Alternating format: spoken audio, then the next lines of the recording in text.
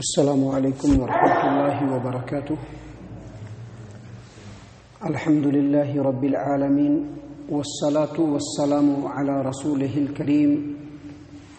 وعلی آلہ وصحبہ اجمعین، اما بعد۔ عن ابی ہریرہ رضی اللہ عنہ قال سمعت رسول اللہ صلی اللہ علیہ وسلم یقول ان امتی یدعون یوم القیامۃ غرا محجلین من آثار الوضوء، رواہ البخاری فی صحیحہ فی کتاب الوضوء۔ معزز سامعین کرام، یہ بات آپ نے سن رکھی ہے، نبی اکرم صلی اللہ علیہ وسلم کی حدیث ہے کہ پاکی صفائی ستھرائی آدھا ایمان ہے۔ لیکن میں آپ کو بتلا دوں کہ جامع ترمذی ابواب الدعوات حدیث نمبر 3517، اللہ کے رسول صلی اللہ علیہ وسلم نے یہ بھی فرمایا ہے کہ الوضوء شطر الایمان، یعنی جو آدمی وضو کرتا ہے یہ بھی آدھا ایمان ہے۔ یعنی وضو یہ اتنی اہم چیز ہے اور اس کی اتنی فضیلت ہے کہ پیارے رسول صلی اللہ علیہ وسلم نے فرمایا کہ جو آدمی وضو کرتا ہے تو اس کا وضو اس کے لیے آدھا ایمان ہے۔ معزز سامعین اکرام، وضو کی فضیلت کے تعلق سے بہت ساری احادیث ہیں، جن میں سے چند حدیثیں ہم آپ کے سامنے پیش کریں گے تاکہ ان حدیثوں کو سن کر کے ہمارے ایمان میں تازگی آئے اور وضو کے تعلق سے ہمارے دل کے اندر جذبہ اور رغبت پیدا ہو کہ ہمیں وضو کرنا چاہیے، برابر وضو کرنا چاہیے، ہر نماز کے لیے وضو کرنا چاہیے۔ محترم سامعین کرام، دیکھیے اللہ کے رسول صلی اللہ علیہ وسلم کی حدیث، صحیح البخاری کتاب الوضوء، باب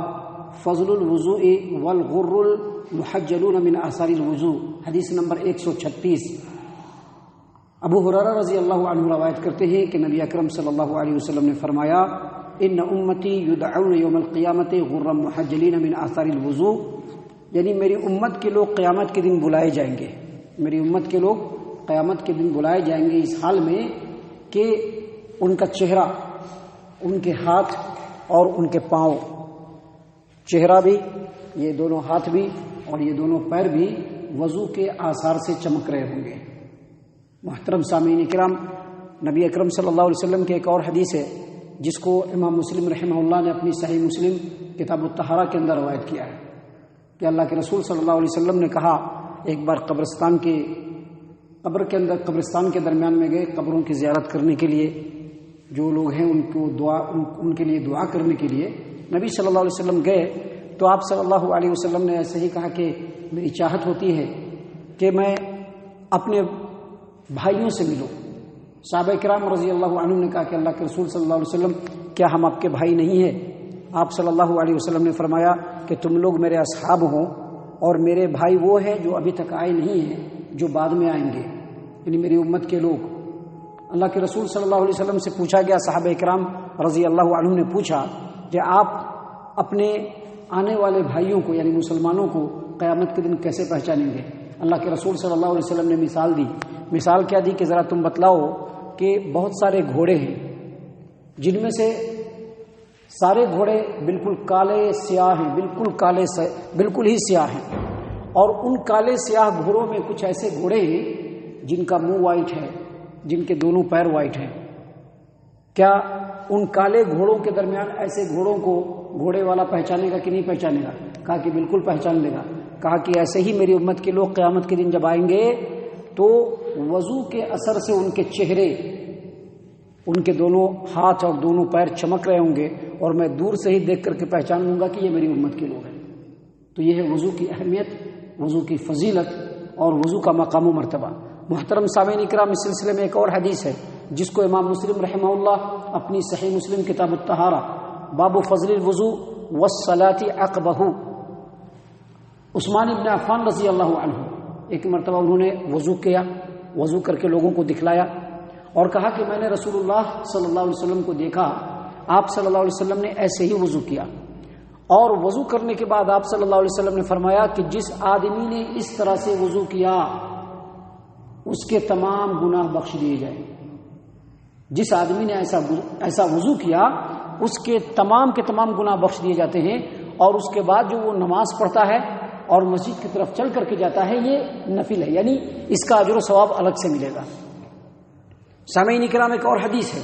جس کو امام بخاری رحمہ اللہ نے اپنی صحیح البخاری کتاب الوضو حدیث نمبر 160 پہ روایت کیا ہے کہ عثمان ابن عفان رضی اللہ عنہ جو تیسرے خلیفہ راشد ہیں، انہوں نے وضو کیا. وضو کرنے کے بعد انہوں نے فرمایا کہ میں تم کو ایک حدیث نہ سناؤں. انہوں نے پھر کہا کہ اگر قرآن کریم کے اندر ایک آیت نہ ہوتی تو میں تم کو یہ حدیث نہیں سناتا تھا. قرآن کریم میں اگر ایک آیت نہ ہوتی تو میں تم کو یہ حدیث نہیں سناتا تھا. اس کے بعد انہوں نے فرمایا کہ نبی اکرم صلی اللہ علیہ وسلم کو میں نے یہ فرماتے ہوئے سنا کہ جو آدمی اچھی طرح سے وضو کرے اور اچھی طرح سے وضو کرنے کے بعد نماز پڑھے تو اس نماز سے لے کر کے آنے والے نماز تک جتنے بھی گناہ ہے سب کے سب معاف کر دیے جائیں گے. یعنی آدمی اگر اچھے سے وضو کرتا ہے، خوب رغبت کے ساتھ وضو کرتا ہے اور وضو کرنے کے بعد وہ نماز ادا کرتا ہے تو اس نماز سے لے کر کے آنے والے نماز تک کے تمام گناہ اس کے معاف ہو جاتے ہیں. اور وہ جو آیت، جس آیت کریمہ کے بارے میں عثمان ابن عفان رضی اللہ عنہ نے کہا کہ اگر یہ آیت نہ ہوتی تو میں یہ حدیث نہیں بیان کرتا، وہ آیت کریمہ ہے اللہ تبارک و تعالیٰ نے سورۃ البقرہ کے اندر بیان فرمایا اس آیت کریمہ کو، ان الذین یکتمون ما انزلنا من البینات ان الذین یکتمون ما انزلنا من البینات والہدی. یعنی حدیث کے جو قرآن کریم کی جو آیت کا ترجمہ ہے وہ یہ ہے کہ بے شک وہ لوگ جو اللہ تبارک و تعالیٰ کی نازل کی ہوئی باتوں کو چھپاتے ہیں، جن باتوں کو اللہ تعالیٰ نے لوگوں کے لیے کتاب میں بیان کر دیا ہے، تو ایسے آدمی کے اوپر اللہ کی لعنت اور تمام لعنت کرنے والوں کی لعنت. تو یہی آیت کریمہ کو سامنے رکھ کر کے انہوں نے حدیث بیان کیا. سامعین کرام، اس سے یہ پتہ چلتا ہے کہ جو علماء کرام ہیں یا جن کو بھی حدیث معلوم ہے وہ چھپانا نہیں چاہیے، لوگوں کے سامنے بولنا چاہیے. ابھی بہت سارے لوگ اپنے طریقے سے عمل کر رہے ہیں، اپنے سماج و معاشرے میں لوگوں کو دیکھا ہے عمل کرتے ہوئے. اب ہم یہ سوچ کر کے کہ اتنی بڑی بستی ہے، لوگ اپنے اپنے حساب سے عمل کر رہے ہیں، میں کیسے حدیث بیان کروں؟ نہیں، اللہ نے جب اپنی کتاب میں بیان کر دیا ہے تو ہمارا بھی فرض بنتا ہے کہ اللہ تبارک و تعالیٰ کے کلام کو، نبی کے فرمان کو، جو احکام شریعت نے لوگوں کے لیے بیان کر دیے ہیں اس کو لوگوں کے سامنے بیان کیا جائے. محترم سامعین کرام، وضو کی فضیلت میں ایک اور حدیث ہے اور اتنی اہم ترین حدیث ہے کہ اس حدیث کو خوب غور سے سننا چاہیے. حدیث ہے صحیح مسلم کتاب الطہارہ باب خروج الخطایا مع ماء الوضو. ابو ہریرہ رضی اللہ عنہ روایت کرتے ہیں کہ نبی اکرم صلی اللہ علیہ وسلم نے فرمایا کہ ایک بندہ جب وضو کرتا ہے اور وضو کرتے ہوئے جب اپنے وہ چہرے کو دھوتا ہے تو اس کے چہرے سے تمام وہ گناہ نکل جاتے ہیں جس گناہ کو اس نے آنکھوں سے دیکھا ہے. یعنی آنکھوں سے دیکھ کر جو گناہ کیا ہے، جیسے ہی آدمی وضو کرتا ہے وضو کے پانی کے ساتھ یا پانی کے آخری قطرے کے ساتھ وہ تمام کے تمام گناہ نکل جاتے ہیں. پھر نبی صلی اللہ علیہ وسلم نے فرمایا کہ جب وضو کے اندر آدمی اپنے ہاتھ کو دھوتا ہے تو پانی کے ساتھ یا پانی کے آخری قطرے کے ساتھ ہاتھ سے وہ تمام گناہ نکل جاتے ہیں جس گناہ کو اس نے ہاتھ سے پکڑ کر کے کیا ہے. اور جب آدمی وضو میں اپنے پیر کو دھوتا ہے، پیروں کو دھوتا ہے، تو وضو کے پانی کے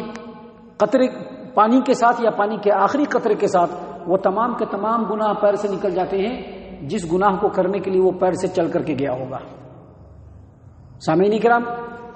اسی صحیح مسلم کتاب الطہارہ کے اندر ہی ایک اور حدیث ہے، عثمان ابن عفان رضی اللہ عنہ نے روایت کیا کہ نبی صلی اللہ علیہ وسلم نے فرمایا کہ جب آدمی اچھی طریقے سے وضو کرتا ہے، خوب اچھی طریقے سے وضو کرتا ہے، تو وضو کرنے کی وجہ سے اس کے پورے جسم سے گناہ نکل جاتا ہے اور یہاں تک کہ اس کے